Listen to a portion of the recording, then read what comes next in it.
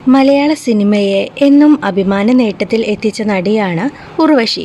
തമിഴ്, തെലുങ്ക്, കന്നഡ തുടങ്ങിയ ഭാഷകളിൽ നിരവധി സിനിമകളിൽ അഭിനയിച്ച താരത്തിന് ലക്ഷക്കണക്കിന് ആരാധകരാണുള്ളത്. ലേഡി സൂപ്പർ സ്റ്റാർ എന്നുവരെ വിശേഷിപ്പിക്കാൻ കഴിയുന്ന താരമാണ് ഉർവശി.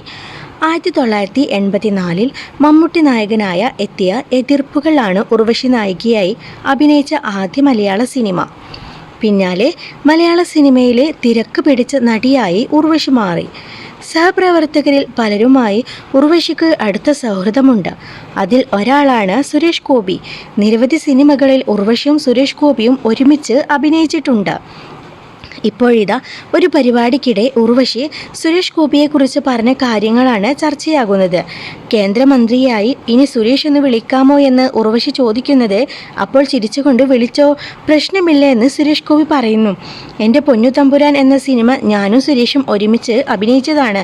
സുരേഷ് എന്ന് വിളിക്കാമോ? കേന്ദ്രമന്ത്രിയായില്ലേ? അങ്ങനെ ഒന്നുമില്ലല്ലോ അല്ലേ? ഞാൻ ഇന്ന് പെട്ടെന്ന് സുരേഷിൻ്റെ വീട്ടിൽ വിളിക്കുന്ന പേര് വിളിച്ചു. ഞാൻ എൻ്റെ ജൂനിയറായി വന്ന എല്ലാവരെയും എൻ്റെ ഇളയവരായിട്ടാണ് കണക്കാക്കുന്നത്.